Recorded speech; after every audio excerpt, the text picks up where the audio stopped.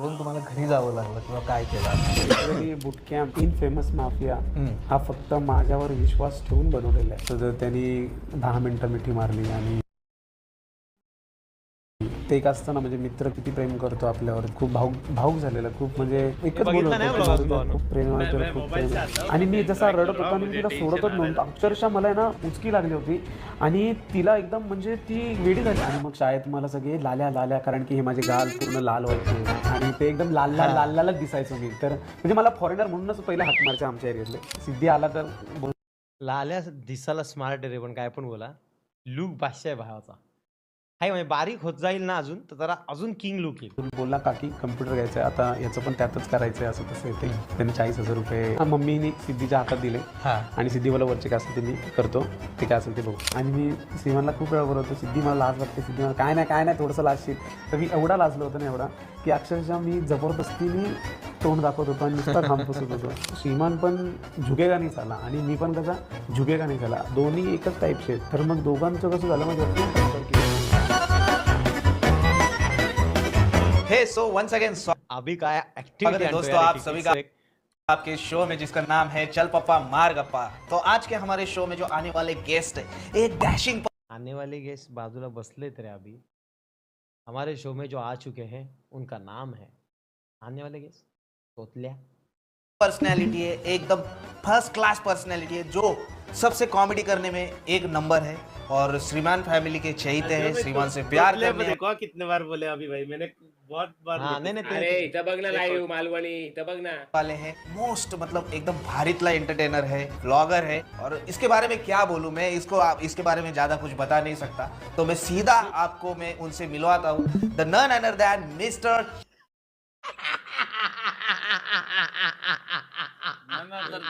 आईची कटकट रे, चल पप्पा एक टप्पा तोतल्या।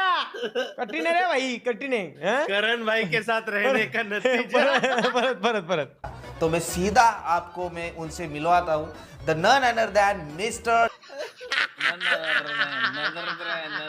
ननरद्या अरे तोतल्या एडिट करके भी चेक कर सकते थे ना, रिपेयरिंग कितना वक्त लगता रे च्या गावात। Chetan the tiger.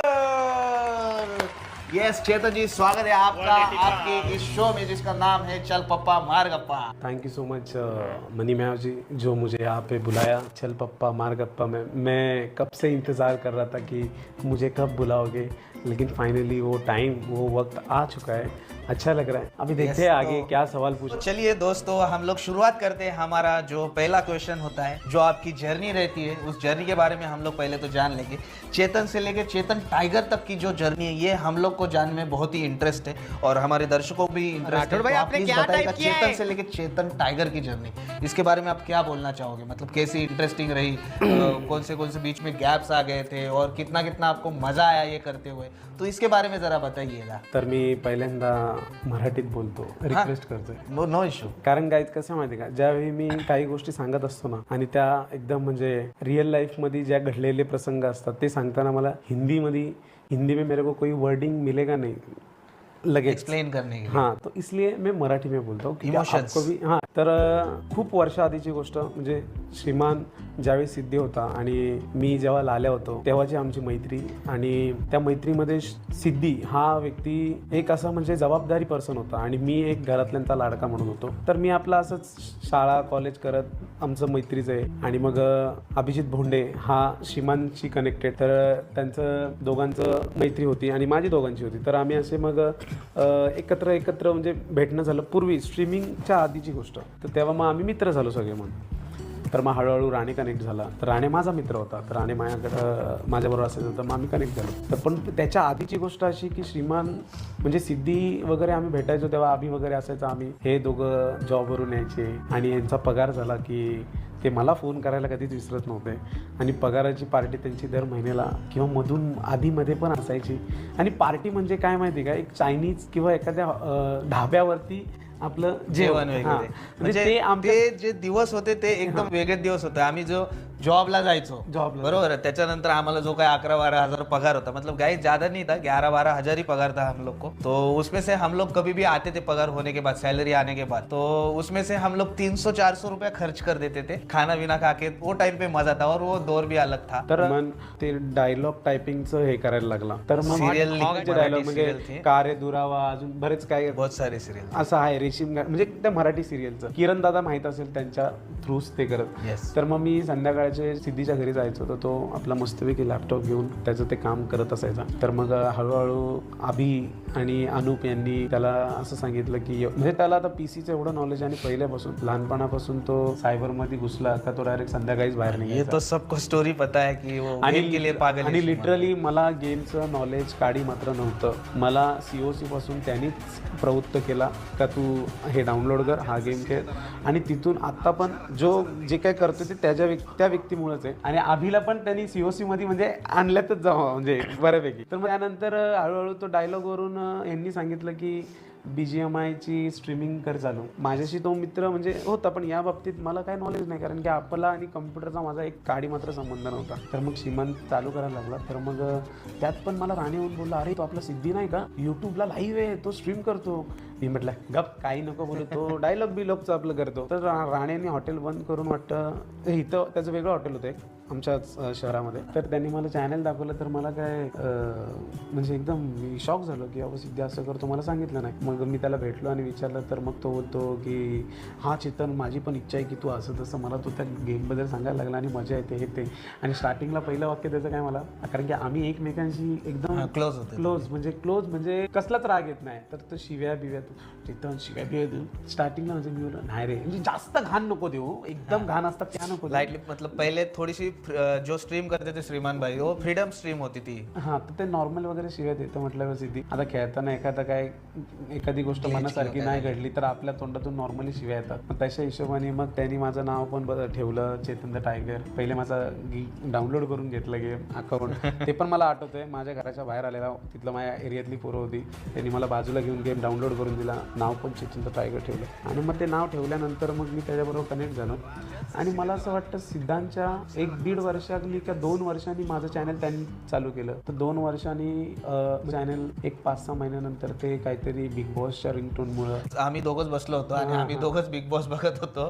त्यावेळेस जेव्हा कॉपीराईट्स आली श्रीमान भाईच्या पहिल्या चॅनलवर, आम्ही जेवता टाइमपास म्हणून काय बघायचं तो बिग बॉस बघत होतो. खरं सांगू तुम्हाला तर मला कम्प्युटरचं 1% नॉलेज नव्हतं आणि कॉपीराईट काय असतं हेही माहीत नव्हतं. आणि हे त्या व्यक्तीने आठवत का नाही अभिजित होतो माझ्याबरोबर थोडस.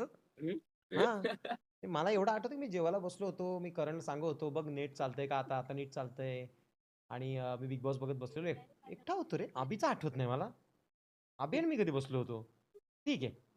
आणि कॉपीराईट्स कुठले आणलेत? कॉपीराईट्स कॉपी विकायचे राईट्स आपल्याला समजून सांगितलं म्हणजे दाखवलं की बाबा हे असं असतं. तेव्हा ते चॅनल केलं तर दुसरं नाव चॅनल झालं श्रीमान लेजंड लाईव्ह.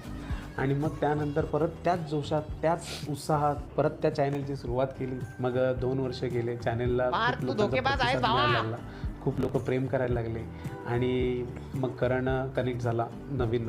आणि आमचं एक वेगळंच बॉन्ड तयार झालं की त्यानंतर म्हणजे आम्हाला एक वेगळाच आनंद मिळायला लागला कारण की लोक चॅटमध्ये अक्षरशः रमून जात होती आम्हाला बघायची तर. आणि त्यात ती कॉमेडी तो प्रसंग आणि मग नंतर स्ट्रीम एंड झाल्यावरती त्या खोत काकांचा वडापाव खायला जाणं आणि ते पहाटे मग ती चर्चा की यार चॅटमध्ये पोरं प्रेम करतात. मग श्रीमान बोलणार चेतन तुझं पण नाव खूप लोक घेतात, मग करणचं पण घेतात. मग असं पोरांचे प्रेम ते चार्टमध्ये दिसायला लागले. तर आमची ते स्ट्रीम नंतर चर्चा व्हायची. आणि मग असेच काही दिवसानंतर यांनी ठरवलं की चेतन आता आमची इच्छा आहे की तू आत्ताच्या आत्ता चॅनल बनव. तर म्हटलं की माझी परिस्थिती सडनली असं त्यांची इच्छा आली की तू पण चॅनल म्हणजे दुपारचे कारण की दुपारच्या वेळेस कधी आता स्ट्रीम करायचा टायमिंग रात्रीचा असायचा. रात्री ते पहाटेपर्यंत खेळायचो आम्ही. एक्झॅक्टली. आणि मग संध्याकाळच्या वेळेस कधी यांना वाटायचं चला रे चायनीज खाऊ. तर आणि माझा फेवरेट नूडल्स तुम्हाला माहितीच आहे. कुठेही गेलो म्हणजे अक्षरशः तुम्ही लोक वैतागलेत मला. तुम्ही कुठल्या भारीतल्या हॉटेलला गेले तुम्ही चांगले चांगले पदार्थ ऑर्डर करायचे. मी चेतन तू का खाणार नूडल्स तर तुम्ही पण कंटाळले तर मी नूडल्स खायचो. मग तसंच बोलता बोलता विषय झाला की चेतन तुझं पण चॅनल आत्ताच्या आत्ता करायचं. चॅनलचं नाव काढायचं तर श्रीमाननी डायरेक्ट सांगितलं चेतन द टायगरच नाव पाहिजे असं. मग करणच्या घरामध्ये वायफाय होता, त्या वायफायवर गेलो. माझं युट्यूबला त्यांनी अकाउंट बनवलं आणि त्यानंतर आता परिस्थिती कोणाची म्हणजे त्या टायमाला आपल्याकडे वायफाय पण नव्हता घरी, नव्हता. पीसी आय थिंक पीसी होता का? पीसी माझ्या घरी काहीच नव्हतं. हाँ बराबर एग्जैक्टली. तो जब भी इन्होंने जब भी चैनल वगैरह क्रिएट किया था ना अपने चेतन भाई ने, तो वो टाइम पे चेतन भाई के पास वाईफाई भी नहीं था, पीसी भी नहीं था. जस्ट आपके प्यार के खातिर उन्होंने वो टाइम पे हा चैनल ऍक्च्युली बनाया था. आपल्या पोरांनी आहे ना खूप फोर्स केला होता, चेतनला पण चॅनल उघडायला सांग हे ते. तर मग सिद्धी, करण, राणे यांनी ठरवलं की याचं ओपन करायचं. म्हणजे माझं चॅनल श्रीमान नंतर माझं पहिलं चॅनल बनवलं पूर्ण करण, राणे आणि तुझ्यामध्ये, म्हणजे या तिघांच्या आधी माझं चॅनल लगेच बनवलं इन्स्टंट. करणच्या घरात माझी परिस्थिती म्हणजे एवढी चांगली नव्हती की मी लगेच पीसी वगैरे घेऊ शकतो. तर मग सिद्धीने सांगितलं आपण हळूहळू काय करू, तू सुरुवातीला ऑम्लेट आर्केड वरून स्ट्रीम कर, जो मोबाईलमध्ये ॲप असतो त्याच्यावरती ते स्ट्रीम चालू करायचे आणि त्याच फोनमधून गेमवरती स्ट्रीम करायचं. स्ट्रीम पण हां, त्याच्यामध्ये माझ्या बऱ्याचशा गोष्टी व्हायच्या की आवाज खरखर येणं, मध्येच गेम लॅग होणं, अडकणं स्ट्रीम. त्यामध्ये सुद्धा लोकांचा प्रतिसाद खूप मिळायचा मला. भले माझी स्ट्रीमची क्वालिटी चांगली नसेल तरी लोक बघायचे. वो टाइम पे आप स्ट्रगल कर रहे थे हाँ, ना, मतलब स्ट्रगल भरे दिन थे वो टाइम पे. मग त्यानंतर मग खूप महिने गेले, काहीतरी 13 ते 18 हजार माझे सबस्क्रायबर झाले. 13-18 हजार सबस्क्रायबर नंतर श्रीमान बोलला की चेतन पीसी घ्यायला लागेल, कारण की तुला खूप लोकांचा प्रतिसाद मिळतोय आणि आता तुला काहीतरी बनायचंय, तुला काहीतरी करायचंय. तर मग सिद्धांतनी घरी आला, तर मी बोललो सिद्धांत माझ्याकडे एवढे पैसे नाहीत रे. तर तो बोलतो तू कशाला टेन्शन घेतो, का असेल ते आपण बघू, म्हणजे आम्ही काहीतरी करू. तर मग सिद्धांत घरी आला, मम्मीशी बोलायला लागला. मम्मी बोलली का ठीक आहे. तर मग मम्मी आणि आईनी घरात ते नाही का पैसे ठेवतात, ताईच्या लग्नाला ठेवलेले. नाही सॉरी, ताईचं लग्न झालं होतं, सॉरी ताईचं लग्न झालं होतं, पण असेच सांभाळ म्हणजे घर खर्चासाठी कधी काय किंवा झालं, अडचणीला कोणी आजारी पडलं तर काहीतरी ते 40-1 हजार रुपये होते. सिद्धी आला तर बोलला काकी कम्प्युटर घ्यायचा आहे, आता याचं पण त्यातच करायचंय असं तसं ते. त्यांनी 40,000 रुपये सांगितलं मम्मीने सिद्धीच्या हातात दिले आणि सिद्धी मला वरचे काय असेल ते मी करतो, ते काय असेल ते बघू. तर मग तिथून डायरेक्ट हे आपल्या जर्नीचा ऍक्च्युली चेतन टायगरची जर्नी हां, तर मग तिथून डायरेक्ट आपल्या वाशीला कम्प्युटर घेऊन वगैरे आले. आणि माझ्या जुन्या घरात, ज्या घरात तुम्ही आले असतील, म्हणजे लिटरली तिथं आम्ही किती कंजेस्टेड राहत होतो ऍडजस्ट करून. त्या घरात सिद्धीनी पीसी वगैरे सगळं लावून दिला, सेटअप करून दिला. आणि तिथं मी आपल्या छोटासा एक टेबल आणला 1,500-1 हजार रुपयाचा, जो नॉर्मली घरात कम्प्युटरसाठी, तर तो आणला आणि त्याच्यावर मस्त सेट लावून दिला. आपली खुर्ची 300 रुपयाची प्लास्टिकची, आणि त्याच्यावरती मी माझे दिवस चालू केले. पण पोरांचं प्रेम खूप जास्त तेव्हा पण, म्हणजे अजूनही मिळतंय असं नाही, पण ती जी स्ट्रीम करायची लाईफ जिथून माझी सुरू झाली लिटरली, म्हणजे मला वाटलं नव्हतं की मी आज म्हणजे ह्या लेवलला. जर आज सिद्धांत वगैरे तुम्ही लोक जर म्हणजे आज फक्त मित्र म्हणून राहिले असते तर मला असं वाटतं की मी आज ह्या लेवलला नसतो. म्हणजे आज जो आहे मी विचारही केला नव्हता की मी ह्या लेवलपर्यंत कधी येऊ शकतो, एवढ्या लोकांच्यात माझं नाव होऊ शकतं, एवढं प्रेम मिळू शकतं. आज कुठल्याही गल्लीत जावं, कुठल्याही शहरात जावं, तालुक्यात जावं, लोक ओळखून पाठी येतात, दादा फोटो काढायचा आहे, हे जेव्हा बोलतात त्यावेळी खरंच एक वेगळंच फील होतं. पण या गोष्टीचं आपल्याला म्हणजे आपल्या पूर्णच ग्रुपला ना 1 रुपयाचा पण ॲटिट्यूड नाही आहे की घमेंड नाही की कधी आम्हाला बोले नाही रे फोटो बिटो चल. म्हणजे आज मी बघतो ना डोळ्याने की बरेचशी लोक फेमस झालेले आहेत, पण त्यानंतर ते कुठेही गेले तर ते लिटरली लोकांना इग्नोर करतात की नको. पण आपण आपल्याला पोरं भेटली तर आपण त्यांच्या गळ्यात हात घालणार, अरे बस का भावा काढणार तिथं आपलं, म्हणजे आपण जसे आहेत तसेच नॉर्मल बदल नाही, काय नाही झाला. मग हळूहळू जी याची पोच पावती आहे, हे प्रेम, हे जे आत्ता 5-6 वर्षापासूनचं लोकांचं प्रेम, जे म्हणजे स्ट्रीमवरती केलेली मजा आणि जे लोक एंटरटेनमेंट होतं, याची जी पोच पावती ही आपण 27 सप्टेंबर 2023 या दिवशी पुणे या ठिकाणी दिलेली आहे. नाही, आपल्याला पण त्या विषयावरती पण यायचं आहे. नाही, पण त्या विषयावर यायचं पण आफ्टर ऑल हे सगळे लोक जे एवढं प्रेम करतात, ह्याच गोष्टीला बोलतात श्रीमान फॅमिली. म्हणजे श्रीमानची जी फॅमिली आहे ना ती एवढी मोठी, ती फक्त श्रीमानलाच प्रेम नाही देते, तर श्रीमान सोबत जेवढे आहेत ना तेवढं सगळ्यांना प्रेम देते. तर अशा प्रकारे म्हणजे तुमचं चालू झालं चेतन पासून, चेतन टाइगर की जर्नी. आणि फिर मतलब रोज स्ट्रीम करने लगे आप, रेगुलर रूटीन हो गया आपका, मतलब लाइव आना, बाकी के एंटरटेनमेंट ब्लॉग वगैरह डालना. तो ऐसी एक आपकी जर्नी थी, तो बहुत लंबी जर्नी थी और बहुत ही इंटरेस्टिंग जर्नी थी। तो इसमें बहुत सारे लोगों को पता भी नहीं रहेगा अभी तक, आपने किधर रिव्हील भी नाही म्हणजे किया नहीं ऍक्च्युली रहेगा नाही YouTube पे वगैरह। मध्ये मध्ये स्ट्रीम करताना विचारायची लोक, तर मध्ये मध्ये सांगायचो असा असा विषय, असं असं आम्ही करायचो, अशी अशी आमच्या गमती जमती, तर त्या असे असं एकदम थोडा suddenly- थोडा करके हा सबको- थोडा थोडा सांगत होता, असं पूर्ण हे ते ह्याच व्लॉग मध्ये ऐकतील ते, तर मग हे काही जास्त नाही. आता ह्या असा व्लॉग आहे की ह्यामध्ये एडिटर कोण आहे रे याचा? मालवणी नोबिता. अरे मागे काय रोमॅन्स चाललाय का? डान्स चाललाय तिकडे, साल्सा कुठली म्युझिक टाकले भाई? तुम्हाला A हा to ना, Z इकडे म्हणजे माणसाचं लक्ष तिकडे निघतंय भाई म्युझिक कडे. गोव्याला आहे कुठेतरी बोट बीटवर डान्स चालू आहे असं फील होतं भाई. सगळं स्टार्ट टू एंड सगळं और माहिती फुल मिळेल. डिटेल मिलेगा हा, आपको। सगळी माहिती. तो आप लोगों को हमें गाइस सामने ये तो पता चल गया रहेगा, मतलब चेतन से लेके चेतन टाइगर तक की जर्नी, प्लस चेतन टाइगर ये नाम इनके चैनल को कैसा पड़ा, जैसे कि इन्होंने बताया अभी। और एक बात करते करते हमें ये भी पता चला है कि आपको प्यार से सब लोग लाल्या बुलाते हैं, तो ये आपका प्यार भरा नाम भी है लाल्या। तो लाल्या के पीछे की कुछ कहानी है क्या, मतलब ऐसा कुछ है क्या? एक्चुअली गाइज मेरी फैमिली देखोगे, आपने देखा भी होगा बहुत बार ब्लॉग में या कोई भी मेरे साथ फोटो में, हाँ तो मेरे मम्मी पप्पा तुमको भी पता की ते सावळे आहेत. हाँ माझे मम्मी पप्पा सावळे आहेत, माझा भाऊ वो भी सावळा ही है, म्हणजे मतलब काळा आहे, म्हणजे काळा सावळा आहे. फक्त माझी ताई गोरी आहे, मी त्यांच्यात खूप जास्त गोरा आहे, म्हणजे समोरून बघतील तर तुम्हाला समजेल. आणि मी जसं लहान होतो ना, तर माझी लहानपणीची स्टोरी अशी आहे की आम्ही जिथं राहायचो ना, तर शेजारीची लोक, म्हणजे तो ओव्हरऑल जो जेवढा पॅसेज होता त्याला एक वाडा बोलतात. तर मी जेव्हा लहान होतो ना, त्यावेळी मला म्हणजे मम्मी आणि किंवा आजूबाजूवाले आजही सांगतात की या तू जेव्हा लहान होता ना, तुला सगळ्यांच्या घरात घेऊन जायचं. अरे बॅकग्राऊंड म्युझिक काय भाई? काय आहे बॅकग्राऊंड म्युझिक? काय आहे? म्हणजे मी तेवढा दिसायला तसा होतो, म्हणजे एक फॉरेनरचा मुलगा, हाँ म्हणजे हा? रोमॅन्स चालू आहे आता तरी माझी अभी केस- भी वैसे फॉरेनर ही नाही दिखता आता है। आहे, पण पहिलेचा जो होता ना लुक, म्हणजे एक गोंडस, म्हणजे एकदम गुबगुबीत. गुबगुबीत आणि एकदम केस एकदम म्हणजे फॉरेनर सारखी केस.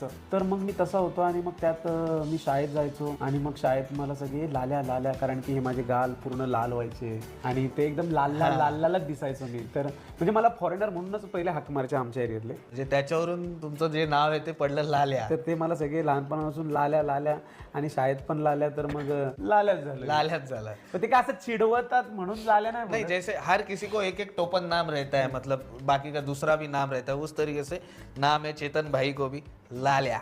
आता यांना पण गोट्या बोलतात, तर हे तुम्हाला माहित नसेल.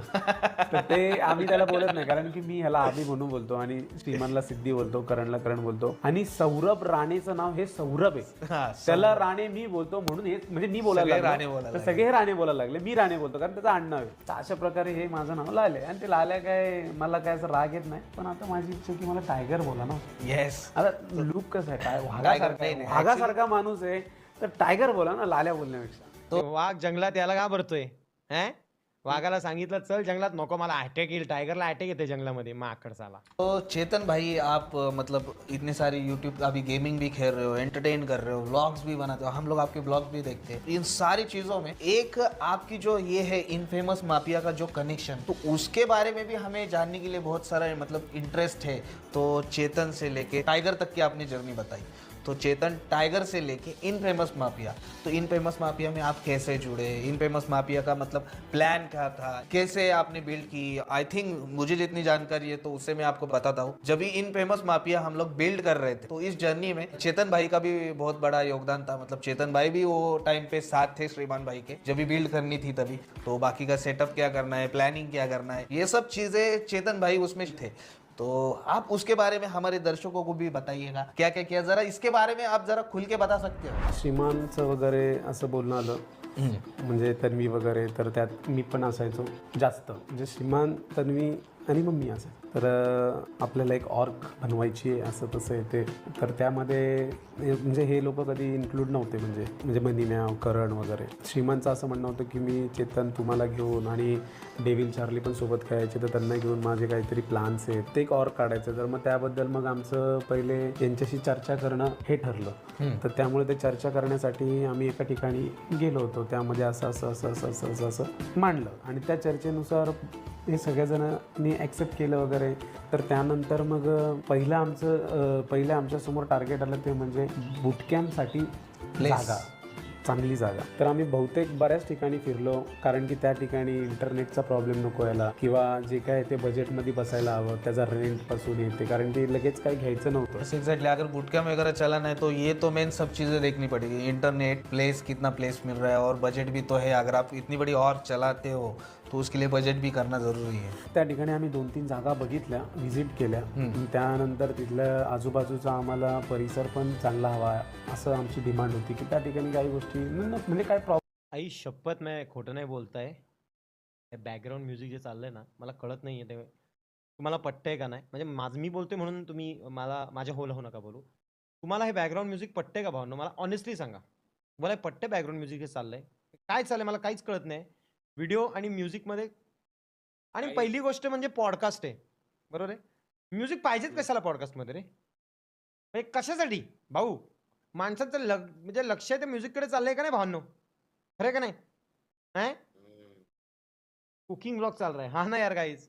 प्रॉब्लेम नको यायला इन फ्युचर. तर त्या ठिकाणी त्या जागेचं नाव आम्ही हिरानंदनी या ठिकाणी गेलो. ते हिरानंदनीमध्ये बऱ्यापैकी खूप सोफिस्टिकेटेड तिथले कॉम्प्लेक्स आहेत आणि तिथलं सगळं चांगलं आहे, काही नाही. फक्त तिथं कॉन्टेंट बनवण्यासाठी थोडा इश्यू येत होता, कारण की त्या तिकडे तुम्ही जर कुठली प्लेस यूज करणार असेल तर त्याचा कॉन्टेंट एवढा बनतोय प्लेस बदलल्यापासून भावांनो, बेकार कॉन्टेंट चालू आहे सगळ्यात. म्हणजे कमीत कमी आठवड्याला पर चॅनलमध्ये माझ्या सीसींकडे 2 व्लॉग्स असतात, 2 ते 3 रील्स असतात, शॉर्ट्स असतात 2 ते 3. चॅनलवरती हायलाईट्स असतात रेग्युलर लेवलला. आठवड्यातले 4 ते 5 हायलाईट्स पण टाकण्याची ताकद ठेवतात, पण कधी कधी 1-2च टाकतात. आणि रेग्युलर स्ट्रीमिंग अनबिलिव्हेबल चीज आहे. जागा बदलल्यापासून चालू आहेत भाई. मेल करा, मग तो मेलचा रिप्लाय येणार, मग तो मॅनेजर जेव्हा बोलेल त्यावेळी करा. एवढं एखादा Content आला तर पटकन आजच्या shoot करा. आजच्या कंडिशनला एवढे फास्ट क्रिएटर झालेले आहेत की आत्ता सकाळी किंवा 2-3 तासात कुठं बाहेर जाऊन आले, शूट केला तर संध्याकाळी व्हिडिओ पडते.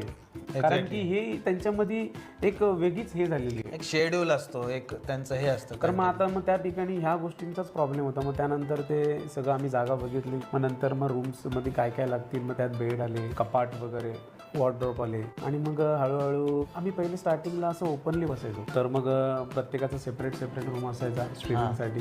हॉलमध्ये डेव्हिल बसायचा. मग हळूहळू काहीतरी बूटकॅम्प कसा असतो, त्याची रूम कसे असतात, त्यामध्ये ते लावले. त्या गोष्टी हळूहळू बनायला लागल्या. पण त्यामध्येच काहीतरी एक इश्यू झाला माझ्या फॅमिलीमध्ये. तर मी माझ्या घरी आलो आणि मग तिथून माझे थोडे दिवस ब्रेक झाला. तर त्यामध्ये सिद्धी मला बोलायला लागला की तू येत का नाही, काय विषय. मी म्हटलं असा प्रॉब्लेम आहे, मी लगेच नाही करू शकत, त्यासाठी मला थोडा वेळ दे.